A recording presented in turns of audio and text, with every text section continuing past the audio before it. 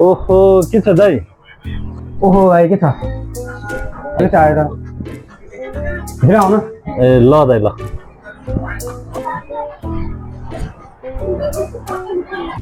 अनि तिमी धेरै पैसा आयो त, बस न। दाइ धेरै भयो नि, कामले गर्दाखेरि आउनै पाएको छैन भने। आज के गरेछौ नि भाइ? के हुनु दाइ, विदेशको लागि ट्राई गरे, भिसा पनि ला होइन। अब दुबई सुबई जाउँ कि भनेर सोचे दाइ। तिमी लोकसेवा दिएर होइन र विदेश जाने कुरा फेरि कहाँबाट आयो? लोकसेवा भनेर मात्र नि के हाल्नु दाइ, जति पढे पनि नाम निस्के होइन, बरु मन्त्री हुन सजिलो। पढ्दै नपढ्यो भने मन्त्री भइन्छ। यो पढेर जागिर सारी खानु भने त मैले कान समाधे दाइ। हुन त हो यार, मास्टर ब्याचलर पढेकाहरू चाहिँ कर्मचारी रे, नपढेकाहरू नेता। खै दाइ, यो नेता बन्न चाहिँ खास चाहिँ लोकसेवै भिडाउनु पर्ने हो कि। कमसे कम पढेको नेताहरू छ भन्नु त पाइन्थ्यो। यहाँ त पढ्दै नपढेको नि नेता।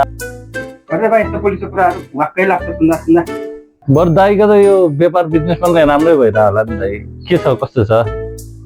भाइ व्यापार राम्रो भनौँ कि नराम्रो भनौँ, कस्टमर आउँछ, सामान महँगो हुँदै जान्छ।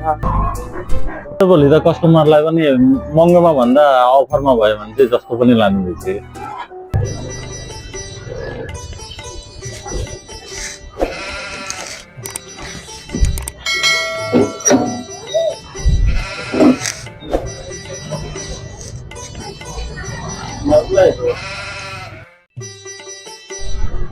कस्तो चार्जर चाहिन्छ नि?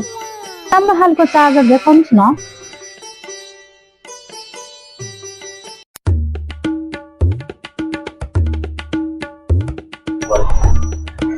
त्यसको 2500 दिदी।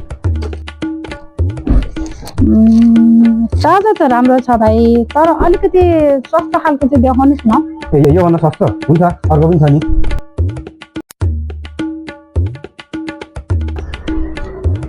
यो 2000 जान्छ दिदी।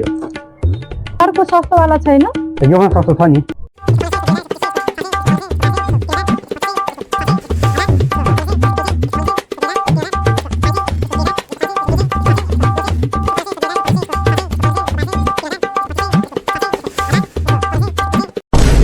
यसको कति हो नि? यसको 500 रुपियाँ। यसमा केही अफर छैन? अफर त छैन दिदी, यसमा चाहिँ फ्री दिन्छु नि। मलाई यही चार्जर मन पर्यो, तर 6 महिनाको किस्तामा मिल्दैन भाइ? किस्तामा? ए दाइ, ए दाइ, ए दाइ।